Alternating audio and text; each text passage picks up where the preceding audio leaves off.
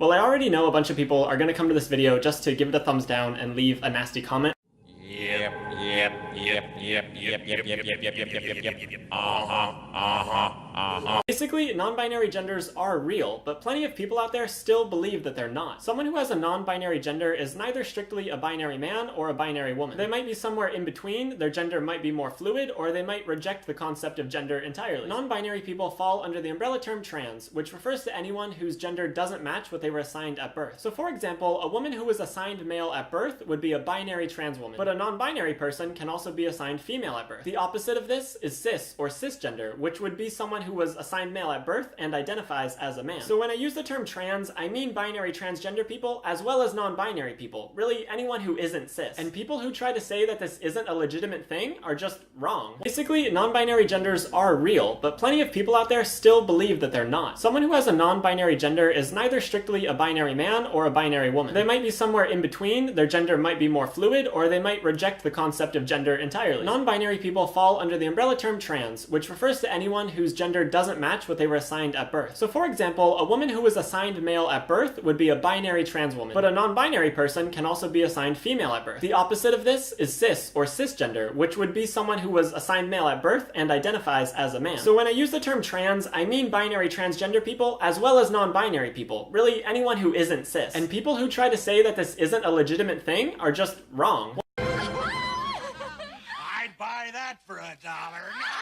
That's enough of this drove drabble. By the time she was 7, all of this kind of hit a crisis point, and her anxiety was crippling, and her depression was becoming life-threatening, and we were at a loss.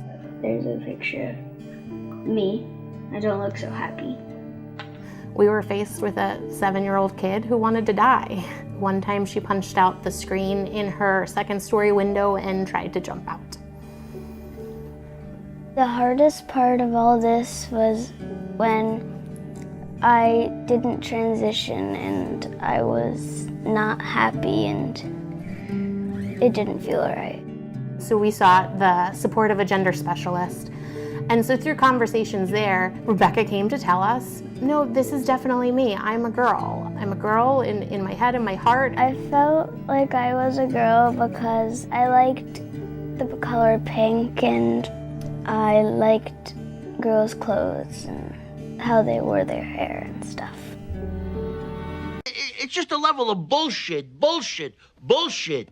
Any fucking new idea they come up with is supposed to make things better, makes things worse.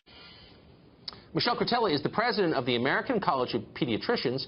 She just wrote a piece in which she says, we're quoting now, transgender ideology has infiltrated my field and produced large-scale child abuse. Cretella says doctors are encouraging parents to have their kids change genders when there's no evidence these changes are safe or even helpful.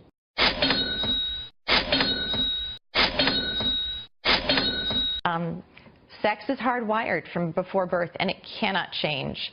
And that's why we've actually called this child abuse, because by feeding children and families these lies, children are having their normal psychological development interrupted. They're being put on the puberty blockers, which essentially castrates them chemically, followed by surgical mutilation later on. This is child abuse. It's not health care. So as you know, you will be, if you haven't already, be accused of committing child abuse yourself and of being cruel and unloving and not caring for these kids, of imposing a medieval theology on modern children. How do you respond? Right, but as you said at the beginning, this is about science.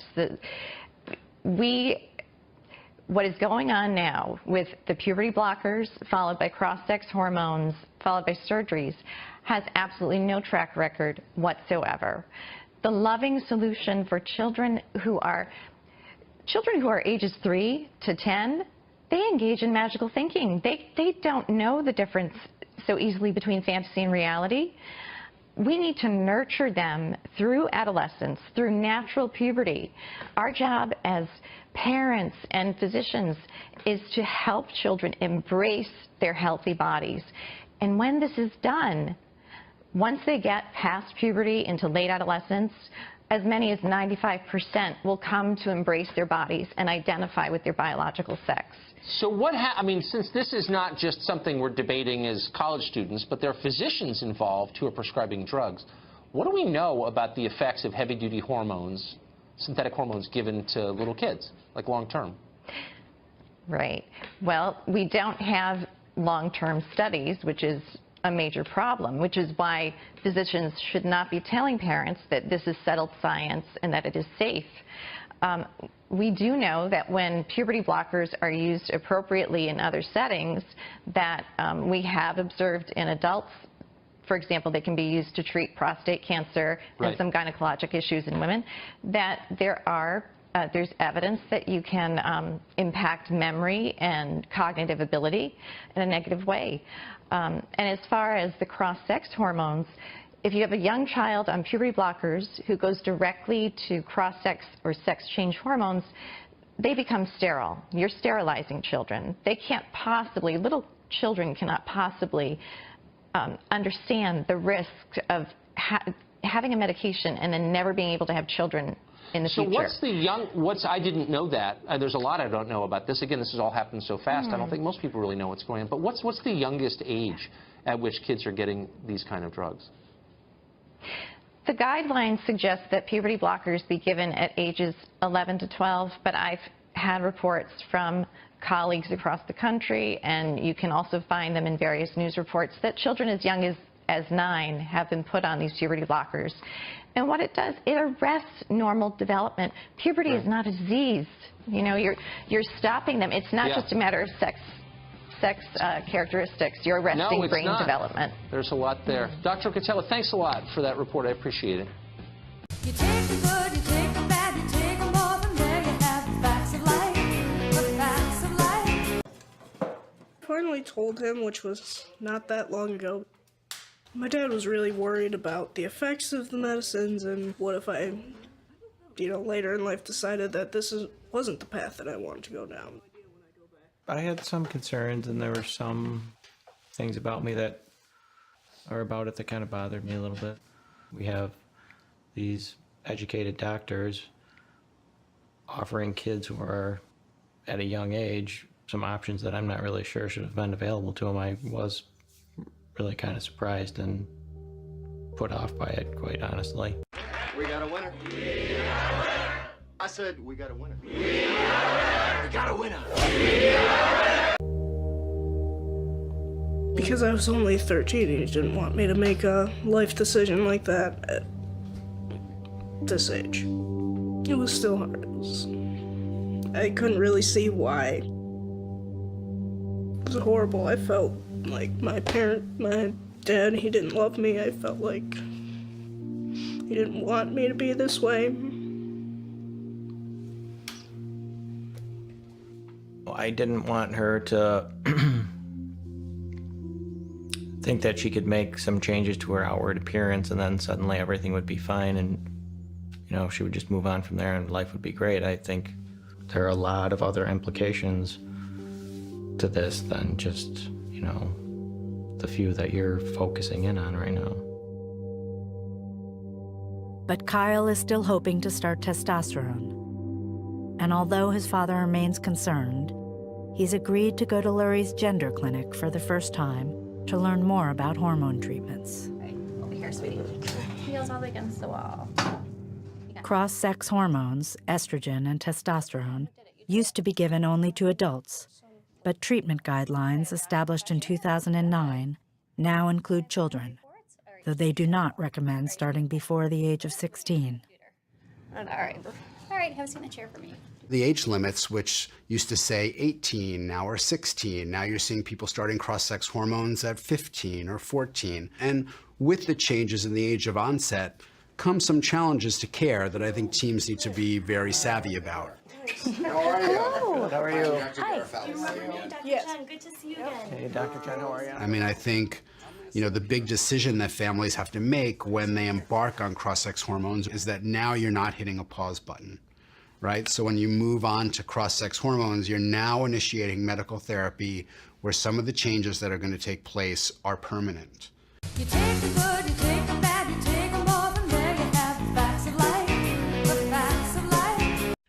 congratulations, it's a boy. Or congratulations, it's a girl. As a pediatrician for nearly 20 years, that's how many of my patient relationships began. Our bodies declare our sex. Biological sex is not assigned. Sex is determined at conception by our DNA stamped into every cell of our bodies. Human sexuality is binary. Either you have a normal Y chromosome and develop into a male, or you don't, and you will develop into a female. There are at least 6,500 genetic differences between men and women. Hormones and surgery cannot and do not change this. Look, an identity is not biological, it is psychological. Identity has to do with thinking and feeling. Thoughts and feelings are not biologically hardwired.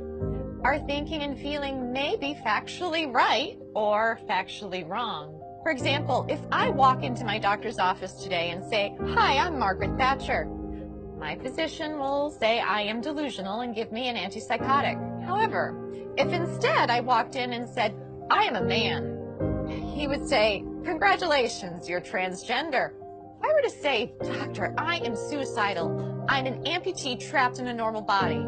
Please surgically remove my leg," I'll be diagnosed with body identity integrity disorder.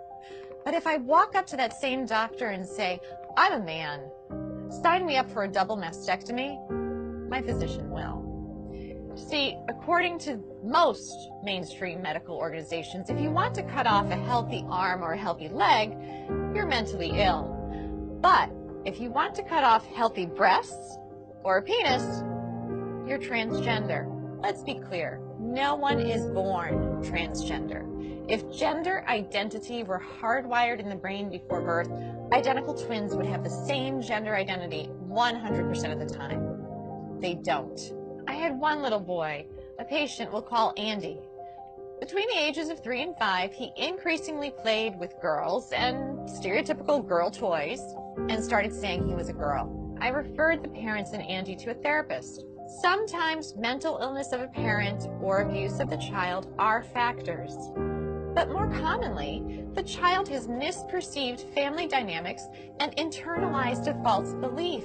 In the middle of one session, Andy put down the toy truck and held on to the Barbie and said, "Mommy and Daddy, you don't love me when I'm a boy." What the therapist learned is that when Andy was 3, his sister with special needs was born. She required significantly more of his parents' care and attention. Andy misperceived this as, "Mommy and Daddy love girls. If I want them to love me again, I have to be a girl." With family therapy, Andy got better. Today, Andy's parents would be told something quite different. They would hear, "This is who Andy really is. You must change his name, ensure that everyone treats him as a girl, or else he will commit suicide." As Andy would approach puberty, the experts would put him on puberty blockers so that he could continue to impersonate a girl. Experts assure us it doesn't matter that we've never tested puberty blockers in biologically normal children. It doesn't matter that when blockers are used to treat prostate cancer in men and gynecologic problems in women, that they cause problems with memory. We don't need testing. No, we need to arrest his physical development now, or he'll commit suicide. But this is not true. Instead, when supported in their biological sex through natural puberty, the vast majority of gender-confused children get better. Yet, we are chemically castrating gender-confused children with puberty blockers. Then, we permanently sterilize many of them by adding cross-sex hormones. Cross-sex hormones are estrogen and testosterone. Those put young children at risk for heart disease, strokes, diabetes, cancers, and even the very emotional problems the experts claim to be preventing. P.S. If a girl who insists she is a man has been on testosterone daily for 1 year, she's cleared to get a bilateral mastectomy at age 16. Now, mind you, the American Academy of Pediatrics recently came out with a report that urges pediatricians to caution teenagers about getting tattoos because tattoos are essentially permanent and can cause scarring. But this same AAP is 110% in support of 16-year-old girls getting a double mastectomy, even without parental consent, so long as the girl insists that she is a man and has been taking testosterone daily for 1 year. Let's be clear, to indoctrinate all children from preschool forward with the lie that they could be trapped in the wrong body disrupts the very foundation of a child's reality testing. If a child can't trust the reality of their physical bodies, who or what can they trust? Transgender ideology in schools is psychological abuse that often leads to chemical castration, sterilization, and surgical mutilation. If that's not child abuse, ladies and gentlemen, what is?